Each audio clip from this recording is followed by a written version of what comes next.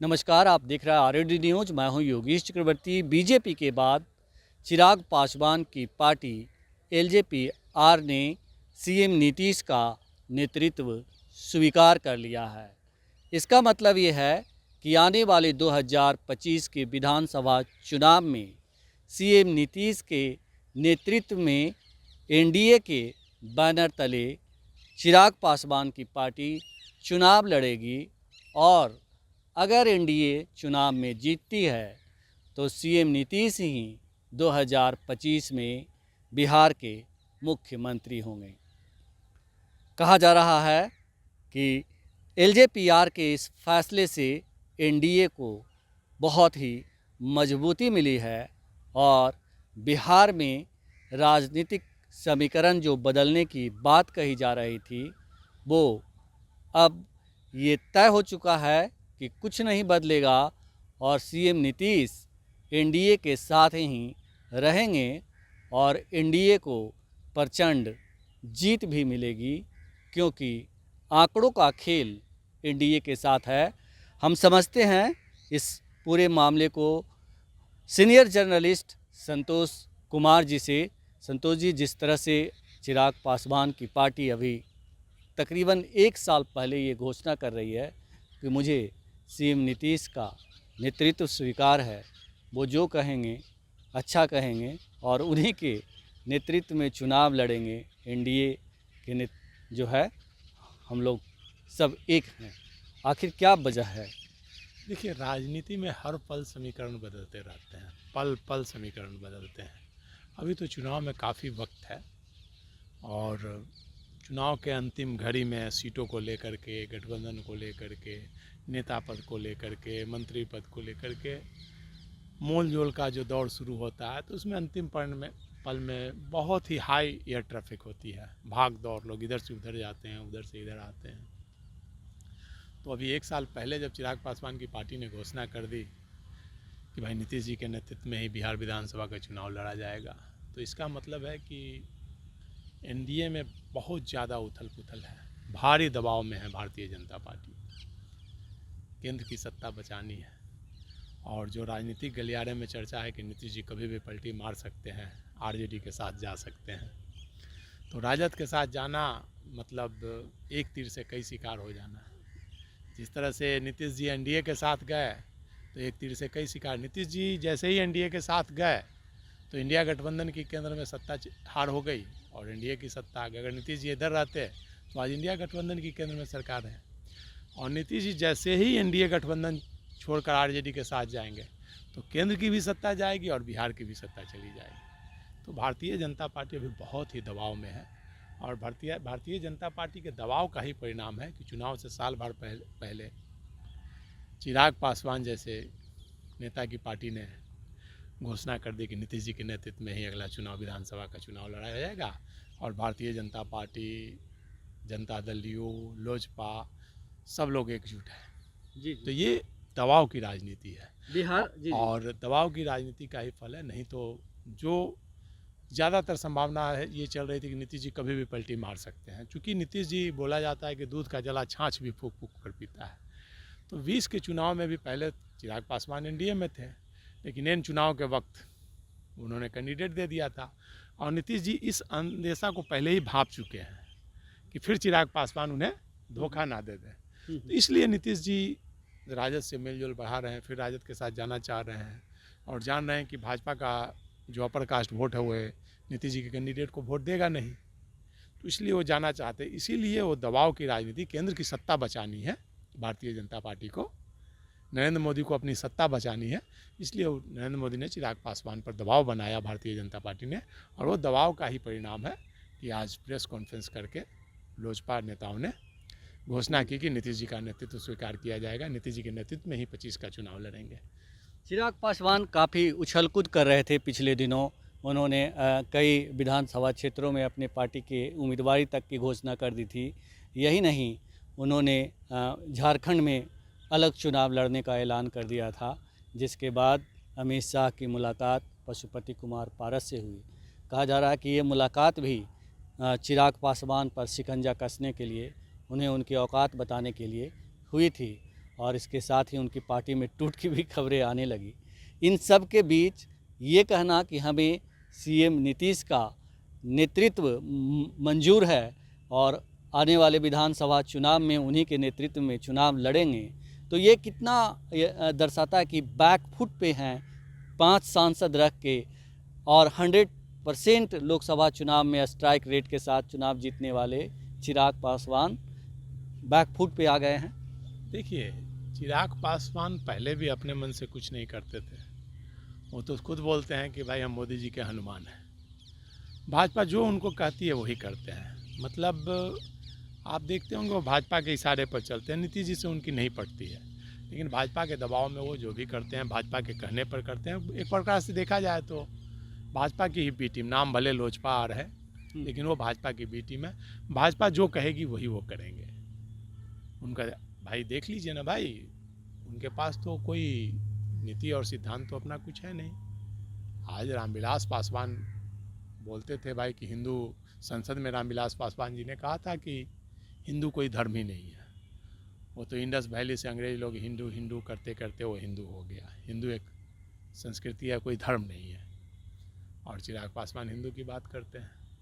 रामविलास पासवान जी का प्रतिमा तोड़ दिया गया, उनका घर खाली करा दिया गया, घर से बाहर कर दिया गया, फिर भी वो आज भाजपा के साथ हैं। तो उनकी मजबूरी है, कुछ मजबूरियां हैं जिसके कारण वो भाजपा के साथ हैं। कोई नीति सिद्धांत नहीं है, बस सत्ता की यारी है। और उनका अगर एनडीए के में रहना और नीतीश जी का नेतृत्व स्वीकार करके अगर एनडीए एकजुट होकर चुनाव लड़ता है तो फिर नीतीश कुमार को मंत्री बनने की संभावना से इनकार कहाँ किया जा सकता है। 90% चांस होगा कि फिर से नीतीश जी सत्ता में वापस आएंगे, क्योंकि जो लोजपा का वोट बैंक है, जो भारतीय जनता पार्टी का वोट बैंक है, जो नीतीश जी का वोट बैंक है, जो उपेंद्र कुशवाहा का वोट बैंक है, जो जीतन राम मांझी का वोट बैंक है, ये जब एकजुट हो जाता है तो मिनिमम 150 से 170 सीट जीतेंगे।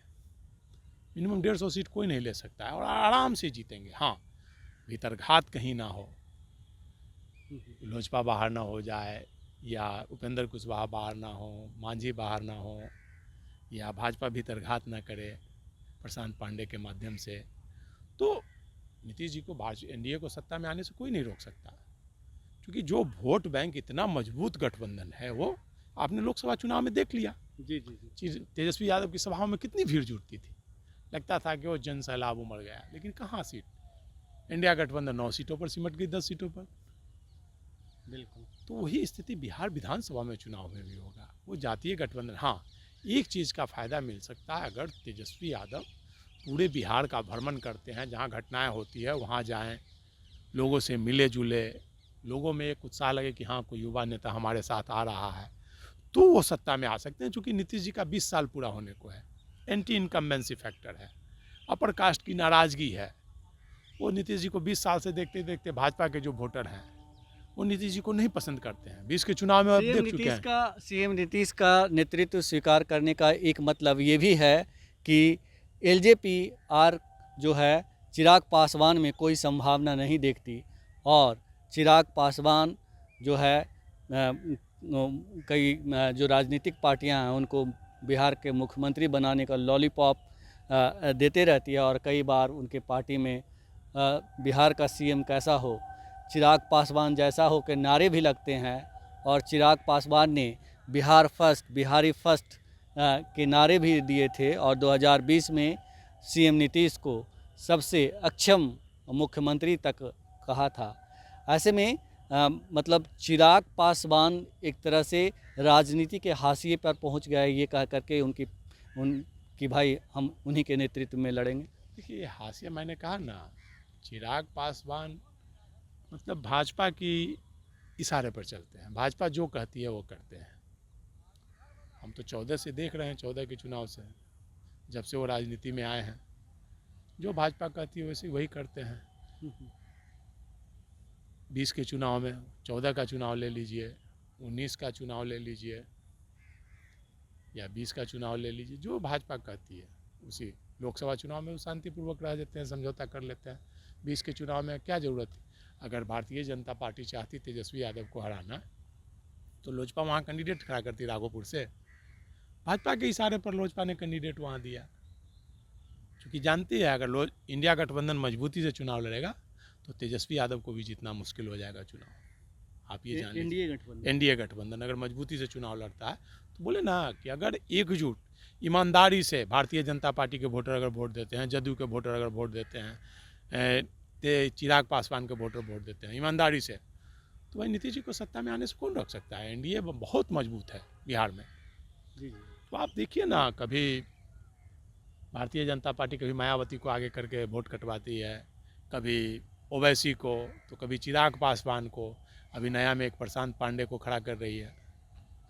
तो भारतीय जनता पार्टी तो शतरंज के मोहरे बिछाते रहती है, उस मोहरे में ओवैसी, मायावती, चिराग। लेकिन एक बड़ा सवाल ये है संतोष जी कि भारतीय जनता पार्टी बहुत सारे मोहरे रखी हुए है, शतरंज के बहुत सारे मतलब जो गोटियां हैं उनके पास, लेकिन चिराग पासवान जैसे नेता जो बिहार फर्स्ट, बिहारी फर्स्ट का नारा दिए, और यही नहीं कहा जाता है कि चिराग पासवान कहीं ना कहीं अपने अंदर पाले हुए हैं कि एक दिन बिहार के मुख्यमंत्री बनेंगे, क्योंकि उनके पिता जो काम नहीं कर सके वो करना चाहते हैं। लेकिन आपने उन्हें कहा कि वो बीजेपी की ही एक बी टीम है।